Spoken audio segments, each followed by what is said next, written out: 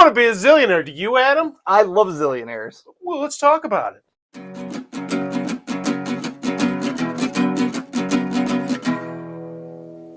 What does that even mean, Bauer's Game Corner? Ahoy there, YouTube.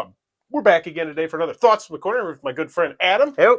And we're talking about Zillionaires, Road Trip USA from Big Potato Games for 2 to 5 players, ages 8+. And this is a really simple Connect 4 style game where everyone's going to start with $49 zillion in paper money. Then you're going to have this board placed in the center, which has 49 different squares on it. And then each and every turn, you're just going to flip over one of the cards, and then you're going to auction off a particular spot on this square. So this is for 35. So you put a little flag here on the 35 spot, and then you would have a round of auction. Whoever bids the most is going to win that 35 spot. They will put their little token on there, and that's how you're going to get Connect 4. And yes, you can go diagonal, but you probably already knew that because you play games.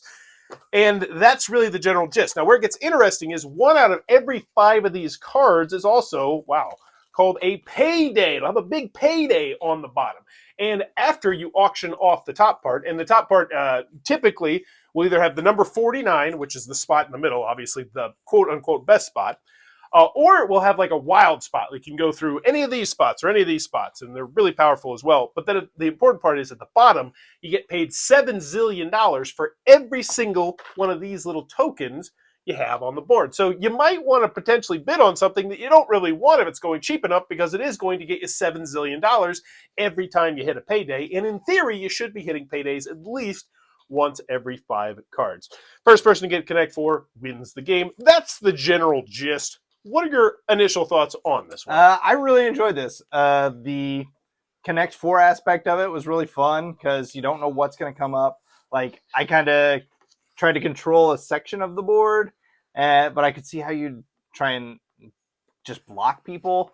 So there's, then the bidding. I mean, it's just a straight up auction game. Very simple bidding. Yep. So, the bidding is like, you can hold back and try and get a bunch of stuff later. You can try and get the best stuff right now. I really enjoyed it. Now, I want to start off by saying I have played this now, I believe, 4 times, once at 2 players, once at 3 players, once at 4 players, and then once game night, 3 players as well. And I do want to say that I do enjoy this game. And I think it's a bit of a fragile game if you're playing with younger kids, because you can really get hosed in the bidding here. And there's a link up in the corner if you want to see a full gameplay. In particular, my children getting completely hosed by me. Also, the 2-player rules, very, very peculiar, weird and wonky. I don't know if it's a misprint. Now, normally how it works is you get $7 zillion for every one of these little tokens you have on the board, up to $49 zillion. You can't get more than 49. However, in the 2-player version of the game, if you have 1 to 7 chips on the board, you get $7 zillion per chip. Makes sense, you say, right? But if you get that 8th chip on the board, you get 42 zillion per chip. Once again, that is 6 times more than you normally do. And then it says if you get 9 chips on the board, you get 35 zillion per chip. Adam's thinking they just meant that you got 42 and then you got 39, but I don't. It doesn't make sense. And when we got to it, I played a game with my son, and he actually ended up getting 8 chips on the board. Then I got 6 chips on the board during a payday. So I got 42 zillion, and he got like, it was like 240 zillion or something. And I was like, what the hell is this rule? You should at least warn people that it's essentially make sure you have 8 when other people get 8, or else you're just gonna, it seems so bizarre. It's so crazy.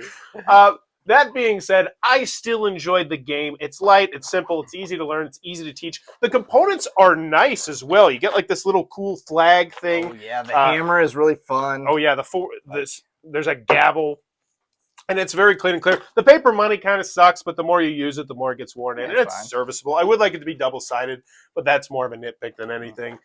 And at the end of the day, I also enjoyed Zillionaires. I mean, you never answered my question as to whether that is public knowledge or not. I could not find it in the rule booklet. Because that would make sense why it wouldn't be on one side if it was private knowledge. That's a good point. I did not see it in the rule booklet. But final question, big question. After your initial play, if I offered you this game, would you want it? Yeah, I would.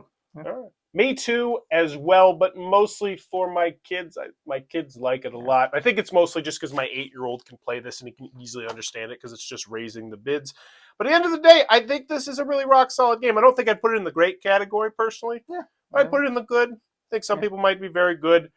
You could totally play it hammered. I'd like to see it maybe go up to a higher player count. I think that'd be cool. But other than that, yeah, that's a pretty rock solid Connect 4 variant. Mm-hmm. Zillionaires Road Trip USA. If it looks like it might be your cup of tea, be sure to check this one out. Also, if you're enjoying the content, please be sure to click on the subscribe button as I'm trying to reach 10,000 subscribers to celebrate my 10-year anniversary of making YouTube content. And in the comments below, let me know what kind of evil contraption would you make if you were a zillionaire? If you had $1 zillion, what evil contraption are you going to make to take over the world or ruin the world or do something? Ooh, that's a good question. I don't know. Tunnels? I like tunnels. I would put tunnels everywhere. I would nuke the moon when I'm about to die. There's like going to be a button right by me that just nukes the moon. You hold it up, and at the death, it drops. Let me know in the comments below. What are you doing evil with your $1 zillion? And as always, thanks for your time, YouTube. This video is brought to you by all of my amazing Patreon supporters, and I would love it if you would join their ranks and have your name immortalized in the end of many of my videos for the end of time. But consider for only $1 a month, and as always, thanks for stopping by.